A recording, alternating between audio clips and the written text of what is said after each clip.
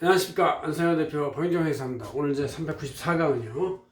코로나 시대와 어떤 비대면 시대가 지금 만 2년째 지속이 되고 있는데, 이럴 때 회계 한계가 어떻게 변화했으며 올해 2020년 물에 대한 작년에 대한 결산제표를 이제 1월, 2월, 3월에 아주 철저히 감사를 하고 있는데, 이거에 대해서 주의사항을 좀 알아보겠습니다.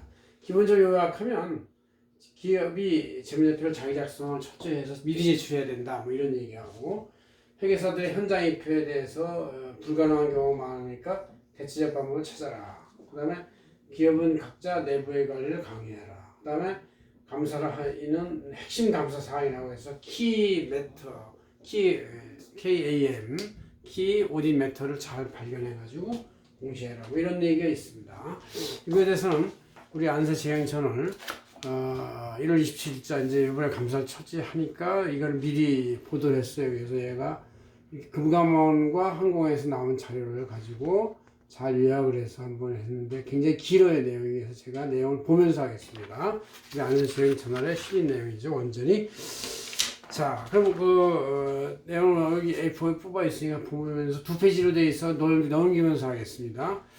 첫째, 핵심 공통사항에 대해서 우리가 코로나 시대에 알아야 할 것이 뭐냐. 이게 어쨌든 회사가 자기의 책임 하에 재무제표 작성해서 감사 전에 재무제표를 금융당국과 회계법인에 제출한다, 이런 얘기죠. 그 다음 자산 5천원 이상의 상장사 내부관리제도도 외감 대상이 됐다, 그런 얘기고, 모든 상장사는 이제 감사보고서 핵심 사항을 기재해야 되겠다. 매년도의 중점 회계 감리 사항도 확인을 해야 되겠다, 그런 얘기죠. 또 과거년도 회계 오류 발견 즉시 정정 공시해야만 징계도 감경이 되고 조사 문제에서도 자유로울 수가 있다, 그런 얘기죠. 이런 게 있고, 그 다음에 우리가 또 한 가지 이제 첫 번째 볼게. 자, 코로나19가 장기화되면서 비대면 언택트 시대의 감사 상황이 되는데, 기존 현장 대면에서 비대면으로 대체 방법이 상당수가 되고 있다, 그런 얘기죠. 첫째, 이제 감사인이 가면 이제 해외에 가면 격리 조치 당하고 그러니까, 아니면 또 어디 가서도 재고 실사 입회 이런 게 있으면 그거를 실사 입회를 하지 못하고 드론이나 아니 실시간 화상 중계 줌 등으로 재고 자산을 관찰하는 방법이 이제 대체적 방법으로 도입이 되고 있는 경우가 있고, 그 다음에 감사인이 국외 방문은 이제 불가하니까 해당 국가의 적격 회계법인이 재고 자산을 실사를 대신해서 서로 간에 크로스해서 주고받아야 되겠다, 그런 얘기죠. 현재 회계법인의 종속 자회사에 대한 감사를 결과를 활용할 수가 있고, 그 다음에 이제 감사 증거에 대한 원본과 실물 접근 불가한 상황이 많이 생기고 있어요. 그래서 사본 문서 형식과 내용이 원본 문서에 충실한지에 대해서 추가적 감사 요청으로서 온라인 스캔 과정, 드론 촬영, 줌 카메라 원본 문서에 대한 작성 보관에 대한 어떤 프로세싱을 잘 찍어서 이거를 이제 인증 절차를 거쳐가지고 이제 보내면 된다, 그런 얘기죠.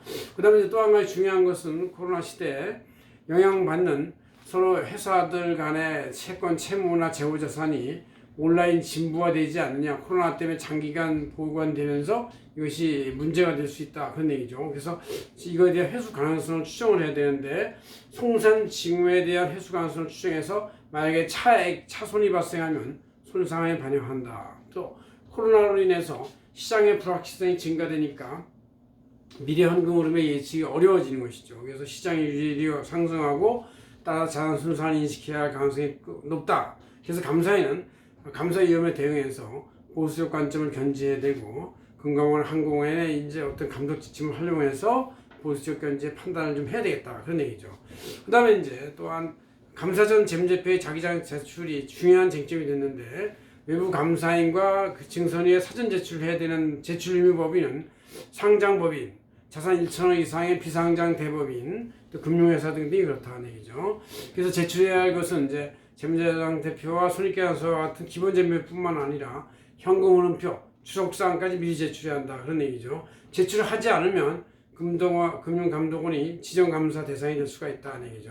그 다음에 감사인이 대리 작성이나 자문 금지를 해야 되고, 따라서 그 해당 감사인이 아니라 제3의 회계법인한테 그 프라이빗 어카운팅을 위탁을 해가지고 하게 된다는 얘기죠. 저희 안세계법인은 이제 외부 감사보다는 이 프라이빗 어카운팅 내부 회계 지원해야 하는 컨설팅에 집중하고 있는 회계법인이 되어 있습니다. 제출 기간은 결산주 6주 전이다. 만약 3월 29일이 주총이면 2월 14일까지 제출해야 되기 때문에 여러분들이 1월 말 지나서 2월 초면 빨리 제출을 해야만 이게 딱 시점이 맞다. 그런 얘기를 말씀드릴 수 있습니다. 그 다음에 이제 다음 페이지로 넘어가면 이런 얘기였는데, 자, 네 번째로 상장사 내부에게 관리제도에 대한 감사를 준비해야 되겠다. 그런 얘기죠. 그래서 회사의 대표자나 운영 책임자, 내부감사가 운영 실태를 평가하고 외부감사인한테 감사 검토를 받는다. 그래서 상장회사는 이제 2020년까지는 자산 5천원까지, 2021년으로 2천원 이상, 2022년부터는 모든 상장회사가 내부의 관리제도에 대해서 기존의 검토 수준에서 감사 수준으로 격상된 것을 받아야 한다. 그런 얘기죠. 그래서 이제 감사 방법은 내부 관리제도가 운영되는 회사 내에서의 시스템에 대해서 질문하고 관련 문서에 대한 검사, 그 다음에 회계사 입장에서부터 재수행하고 관찰하는 이런 엄격 검증을 실시해야 되겠다. 그런 얘기죠. 다섯 번째로 감사인은 이제 피감회사 협의회에서 핵심 감사사항, 즉 키 오딘 매터를 선정해서 이것을 감사 보고서에 기재를 해야 된다. 그런 얘기죠. 목적은 회사의 위험 요인을 정부 유용자한테 알린다. 그래서 키 AM, 키 오딘 매터 선정 이유를 또 왜곡이 어떻게 될지 이런 감사를 기재해서 일반 이해 관계자가 이 회사의 중요한 감사 착안사항이 뭔지를 알아야 되겠다. 그런 얘기죠. 그래서 이제 예시하면, 키워드 매터를 예시하면 이제 잘못 표시될 위험이 높은 어떤 분야, 예를 들어서 가장 중요한 게 이제 12월 말에 수익 인식 기준에 대해서 이것이 인도 기준이냐, 완성 기준이냐, 확인 기준이냐 이런 것에 따라서 매출이 이제 올해 2020년까지 땡길 수도 있고, 다음 연도에 연기될 수도 있기 때문에 이제 그런 것이 중요하다. 또 경영진의 중요한 판단 영역, 이런 것이 판단 영역이기 때문에 왜곡될 수가 있다. 또 불확실성이 높은 추정액이나 단기 중요한 거래나 사건의 감사 영향, 효과 등을 이제 이 키 오딘 매터로서 제시할 수 있는 좋은 예시다. 그런 얘기죠. 여섯 번째로 금감원이 매년 선정하는 핵심 중점 감리 회계 쟁점을 항상 파악해야 한다. 물론 이제 매년 조금씩 달라지는데 특히 2020년에 대해서는 재고자산의 실질 손상, 가격 하락, 진부와 원가 상승 이런 것들에 대해서 중요하게 제시하고 있고, 또 무형자산, 이 입증 가능성을 자산화시켜야 한다. 회수 가능한 추정을 해서 수상의 평가를 해야 되겠다. 그런 얘기죠. 그 다음에 이제 해외 매출, 국외 매출에 대해서 국내 거래보다 신용 위험과 운송 위험들이 높기 때문에 거래 상대방의 실세성 입증을 해야 되고, 매출의 실질 반영에 대해서 총액이냐 순액이냐 이런 것들도 이제 중요하게 여겨야 한다는 얘기죠. 그래서 이혼 법인세도 이제 2020년도에 핵심 쟁점 사항인데, 세무중 차이나 과거 미사한 결손금, 앞으로의 세액공제 등 충분한 과세소득이 있어야 이런 것이 가능하기 때문에 이혼법인세를 자산 처리한 금액에 대해서 한번 잘 점검해 가지고 정말 이혼 가능성이 있느냐, 그럼 자산 처리할 수 있지만 그렇지 않고 결국은 미래에도 손실이 나오기 때문에 그 입금 산입사항에 이혼 가능성이 없다 그러면 이것은 가액의 이혼 자산에 처리한 이혼법인세 금액을 감액을 해야 되겠다. 그런 얘기죠. 그 다음 이제 마지막 일곱 번째로 회계 오류가 있으면 이것을 예방해야 되고, 과거 오류가 있으면 수정 공시를 해야 되겠다. 얘기죠. 그래서 적정 재무제표에 대한 공정감사 책임이 이제 있는데, 회계 기준 착오 위반이나 이런 거 할 때 정기 수정 공시해야 되겠다. 이것은 이제 신구 감사인 간에도 서로 간의 갈등 쟁점이 되기 때문에 서로 신감사인은 과거 수정 재무제표가 나와서 수정된 상태가 돼야 자기가 단기에 감사할 때 적정 의견이 나간다. 그런 얘기를 해서 자꾸 옛날 감사인의 감사 보고서를 수정하라는 압박을 많이 가하고 있어요. 그렇기 때문에 이제 우리도 누군지도 손을 떼고 넘길 때 철저히 감사해야 된다. 이런 얘기가 나오는 것이죠. 그래서 감사인 간의 회계 의견 차이가, 감사 의견 차이가 많이기 때문에 서로 감사인 간의 싸움으로 지금 전환되고 있다. 그런 얘기죠.